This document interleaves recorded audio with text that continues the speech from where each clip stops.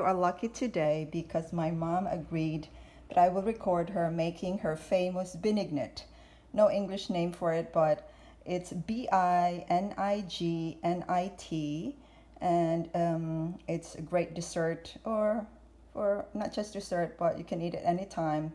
It's really good. So here are the ingredients: brown sugar, jackfruit, coconut milk, ripe plantain, cubed, sweet potatoes, taro, and yucca. So we're ready to make this. My mom will make this, not me. I'm trying to learn from her, but she does it better than anyone. So here we go. She's cooking it now, and we'll watch her do this. This favorite Filipino dessert is called Binignit in Cebuano and Ginataan in Tagalog. It's a mix of popular root crops in the Philippines.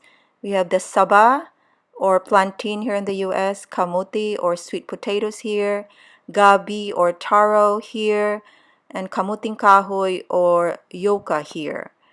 It also includes sweetened jackfruit or langka, brown sugar, and coconut milk. Just a reminder to make sure that you peel and cut into cubes the root crops, the bananas, the sweet potatoes, the taro, and the yucca, so they will be evenly cooked if they're cut at the same sizes. As usual, I will put the recipe below for easy reference.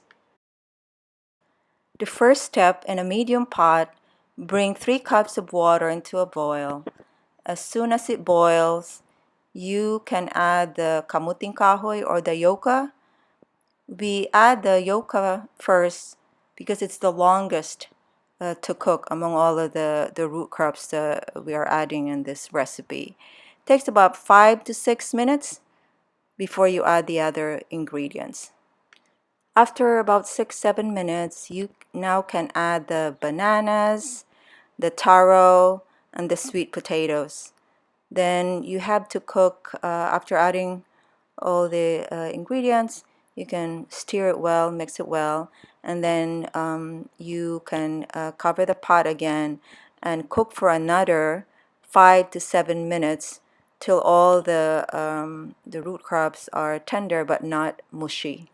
I apologize. I keep saying root crops. We all know that the banana is not a root crop, but it's part of the ingredients. So you mix it well, and then this is the part where you can add the jackfruit, the sweetened jackfruit. Make sure with your fingers just to strip them a little bit in small pieces before adding it to the mixture. At this stage, you can now add the coconut milk and stir it well, mix it well with the whole mixture, and make sure to find a really good brand, because some of the coconut milk are thin and really doesn't add to the presentation or the whole flavor of it. So try to find a thickened one, or even a coconut cream will probably be better. Then you can now add the coconut sugar, then mix it well again, and there you go. It's boiling, and soon it will be ready. Is the finished product.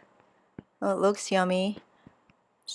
Mom put it in a nice bowl here, and we are ready to try it out. Here's my mom. Thank you, Mom, for sharing your favorite recipe, my favorite too.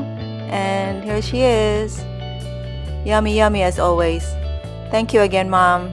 See?